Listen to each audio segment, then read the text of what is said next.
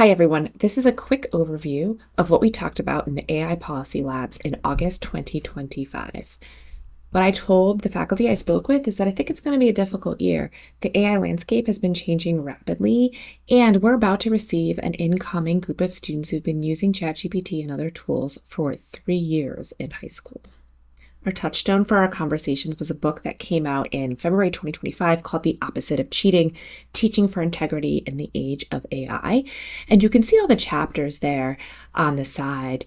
For our discussion, we focused on the first 4, thinking a little bit about why students cheat, and then talking about how we communicate the policies that we have in our courses to our students and how we have to start thinking about maybe redesigning our courses or some of our exercises and assignments in our courses to meet this day and age.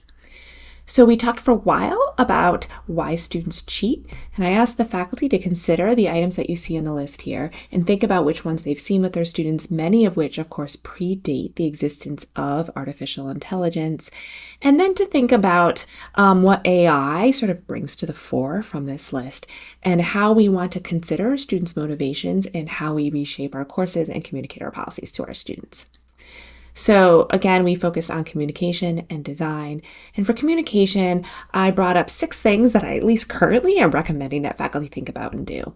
One is be really nuanced in their policies around AI. So instead of saying no AI, even if in the end what you want to have is a class with very minimal or no use of AI, talking very specifically about the kinds of different ways AI can be used and the fact that you know that, and explaining why to your students you want them to use it or not use it in various kinds of ways, I think is really important.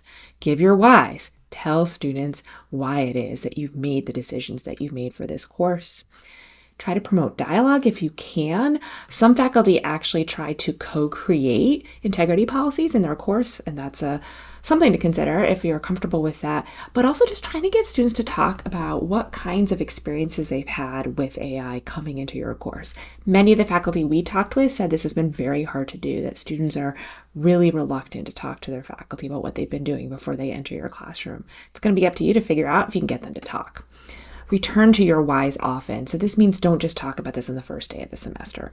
Talk about these issues and your goals for your students with every assignment. You should be doing that because it helps students understand why they're doing what they're doing and often makes them more motivated to do so. Acknowledge that the field of AI is changing rapidly. It's possible you're going to change your own mind about things midway through the semester, and encourage disclosure. Tell your students if they're using AI in ways that might be permitted or in ways they're not sure about, but across the board, any of their AI use they should disclose to you, and you would do the same. Disclose if you're using AI to create assignments, and also if you're choosing to use AI detection.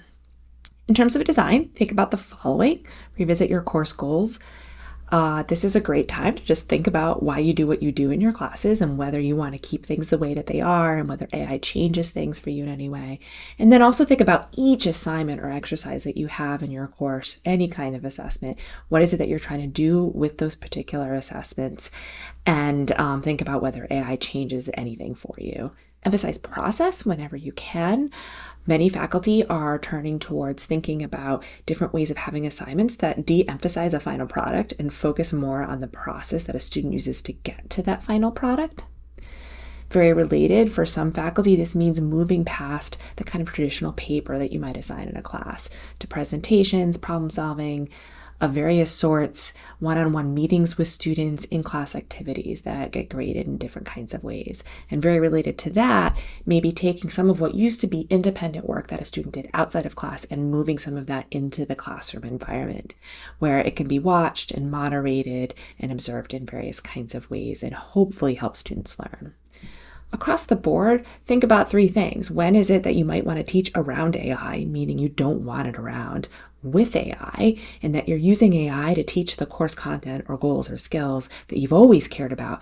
And are there moments where you want to teach about AI, where you want to teach students things like AI literacy, things related to how do you prompt in a large language model, or how do you think about bias and climate impact and all of those things?